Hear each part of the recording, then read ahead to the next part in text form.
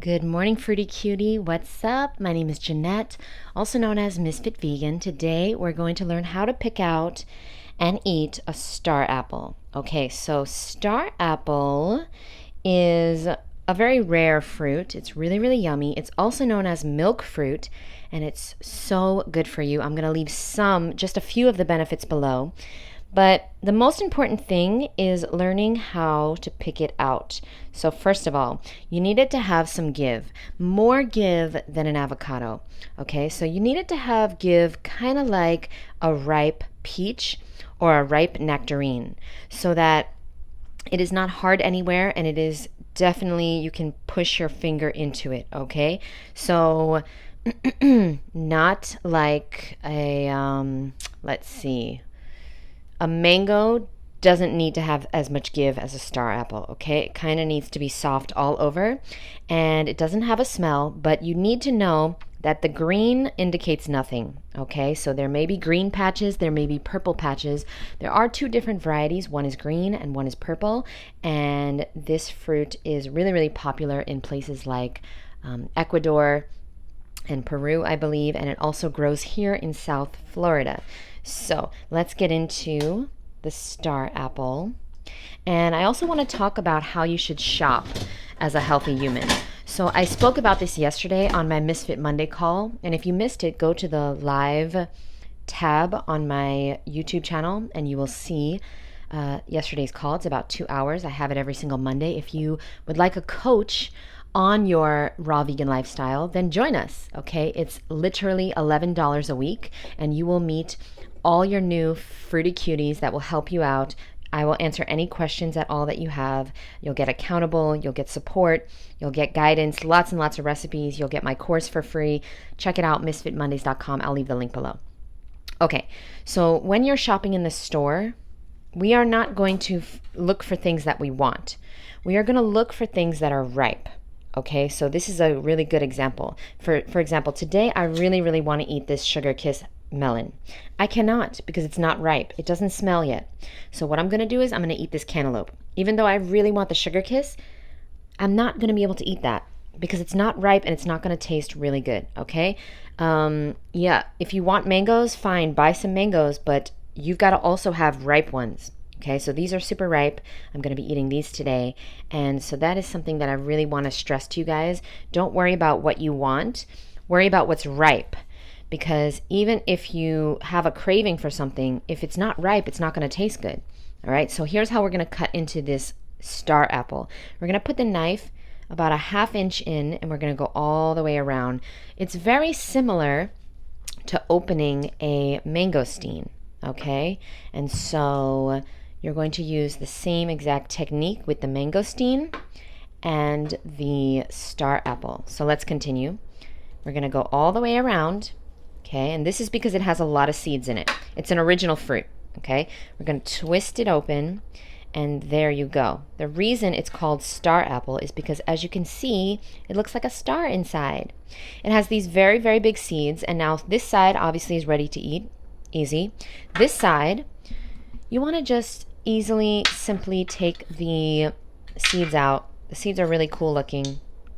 Okay, they always have this white part on them. Really cool. We've had this before on my channel.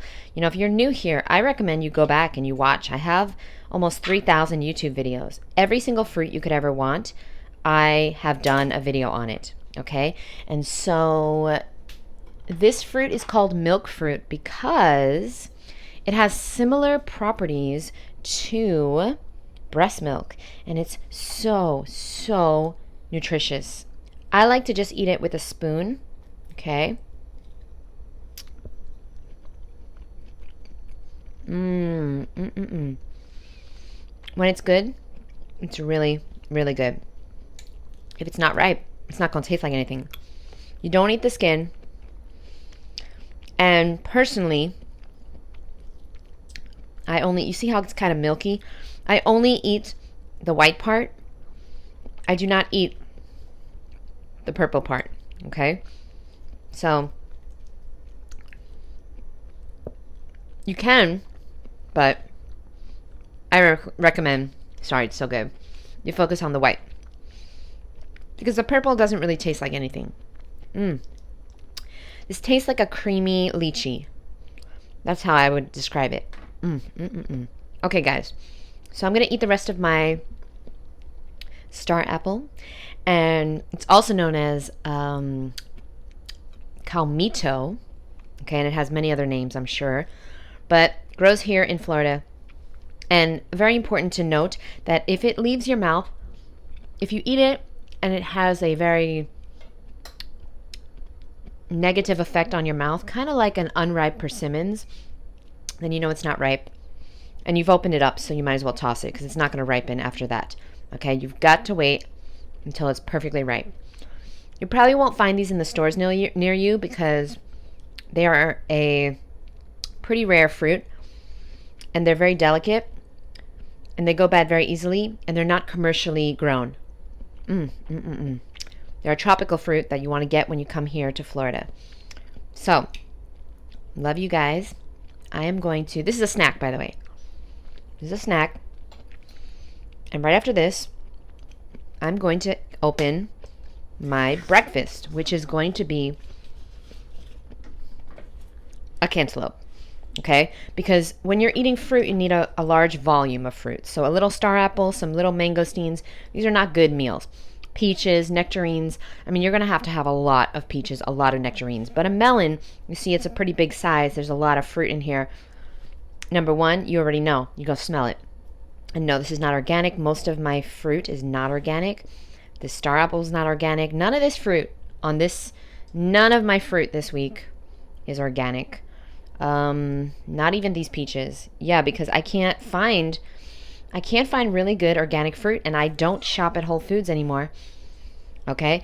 So, just want to let you know that. I don't fucking care about organic. What I care about is if it's ripe and if it tastes good. And so this one smells really, really good. And inside, as you can see, it is definitely ripe. Well, I don't know if you could see, but let's taste it. But I knew it was going to be ripe. You know how I knew, guys? Because I bought it ripe. I bought it the other day ripe. Okay? Again, I buy mostly ripe fruit. The only time it's not ripe is if it's a fruit that I really, really, really want. Like these mangoes. I saw them. They're giant. And I was like, oh, I want them. So I bought these giant mangoes. They were not ripe. Bananas. Bananas are very rarely ripe, okay? This sugar kiss melon is not ripe, but everything else is ripe, and I've put it in the fridge, okay? So jackfruit, watermelon, melons. I have a bunch of melons in the fridge as well. This honeydew is ripe, okay? I only buy ripe fruit mainly unless it's like an exotic thing or like, a one-off, okay? Like this giant mango. But yeah, as you guys know, I tell you many times, do not arrive home with nothing to eat. Arrive home with mostly ripe fruit. And by the way, let me just show you something real quick. I wanted to say if you made it to this part of the video, then you might enjoy one of my books. So I have 5 books on Amazon now, and all of them serve a different purpose. Raw Vegan Excuses is 30 days of 30 reasons why you say you can't go raw and the solutions. I would highly recommend this to everyone that is looking to live a healthy, sustainable raw vegan lifestyle. I have the Raw Vegan Beauty book, which is really good for anyone that wants to give up the toxic makeup but still wants to look good. Okay, anybody that wants to give up toxic skincare and just wants to glow up. Okay, so I talk about deodorant and weight loss, weight gain. Oh my God, there's so much in here. Lots of recipes. There's face masks in here. It's a lot. There's a lot. It's the full body, head to toe, all my favorite beauty products, and everything you need to glow up and be beautiful as a healthy, happy human. Then we have the Master Manifestor Journal, which this one's kind of beat up because I've been traveling with it and I've been using this for over 10 years. I finally made it into a product that you can buy on Amazon. But this is what I do every single morning for the past 10 years. And so check that out if you'd like to manifest miracles in your life. It's a proven tool for getting things accomplished and manifesting miracles in your life, baby. And finally, I have Raw Vegan Excuses 2 on Amazon, Amazon is still I don't know, it's giving me trouble. So I keep reloading it. Hopefully it'll be available in the next few days. But until then, the last one that you can check out is called the Daily Gratitude Journal. And it's very, very simple. It makes a great gift. Okay. Why in the world? See, Awa, she messed up my gratitude journal. Excuse me. So basically, it is just a simple gratitude journal that has a quote every single day.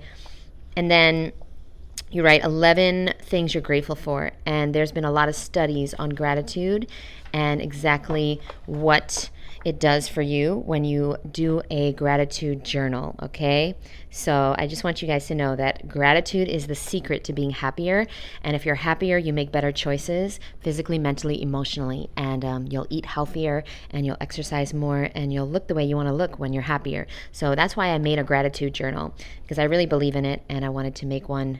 I think it's $14, so it's pretty cheap. All of these are very pretty reasonably priced. I think this is $20, this is $30, and this one is a little more because it cost me $26 and like 50 cents to print each one.